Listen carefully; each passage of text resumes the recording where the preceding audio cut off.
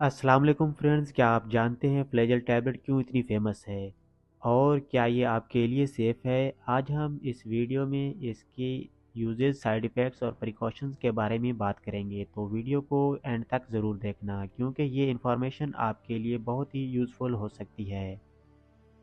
फ्लैजल, जिसे मेट्रोनिडाज़ोल भी कहते हैं, एक एंटीबायोटिक है जो बैक्टीरिया और पैरासाइट्स को मारने के काम करता है। ये टैबलेट कई तरह के इन्फेक्शंस में यूज़ होती है, जैसे stomach infections, dental infections, skin infections और भी बहुत कुछ।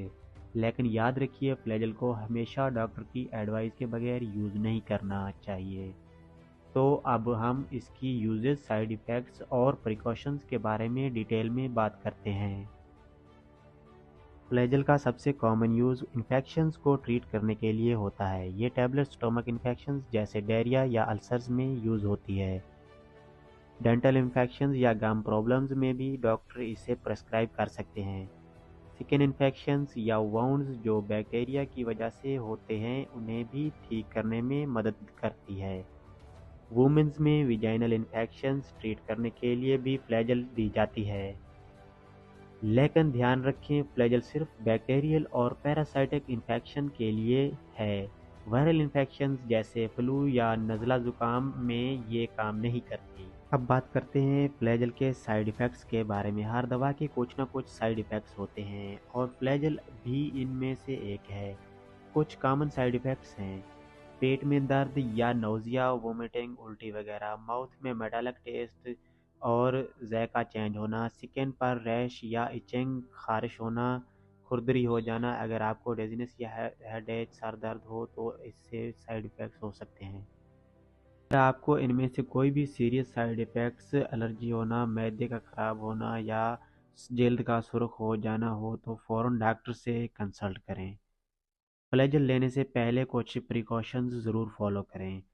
अगर लेडी या वुमेन कोई प्रेग्नेंट है या ब्रेस्ट फीडिंग कर रही है तो फ्लैजल लेने से पहले डॉक्टर से ज़रूर पूछ लें।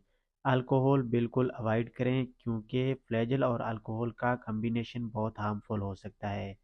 अगर आप कोई और मेडिसिन ले रहे हैं तो डॉक्टर को ज़रूर बताएं क्योंकि ये कुछ मेडिसिन होती हैं जिनके साथ रिएक्ट कर सकती है।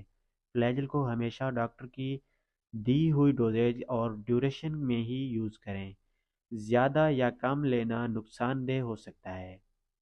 फ्रेंड्स, अगर आपको ये वीडियो हेल्पफुल लगा है तो वीडियो को लाइक करें, कमेंट करें और शेयर करें। हमारे चैनल को सब्सक्राइब करें ताकि आप ऐसी हेल्थ रिलेटेड इंफॉर्मेशन से हमेशा अपडेट रहें। अब हम डोजेज के बारे में बात करते हैं। फ्लैजल की डोजेज इन्फेक्शन के टाइप और पेशेंट की कंडीशन के डिपेंड करती है। जनरली एडल्ट्स में 500 mg टैबलेट दिन में 2-3 बार दी जा सकती है, लेकिन ये सिर्फ एक एग्जाम्पल है। हमेशा डॉक्टर की एडवाइस फॉलो करें और कोर्स को पूरा करें, चाहे आपको जल्दी ही बेटर क्यों ना महसूस हो। कोर्स को बीच में छोड़ना इन्फेक्शन को वापस ला सकता है। तो दोस्तों, फ्लैजल एक इफ़ेक्टिव एंटीबायोटिक है, लेकिन इसे हमेशा डॉक्टर की सुपरविजन में ही लेना चाहिए। अगर आपके पास इस टॉपिक से रिलेटेड कोई भी सवाल है तो कमेंट सेक्शन में ज़रूर बताएं। हमारी पूरी कोशिश रहेगी आपको सही जवाब देने की।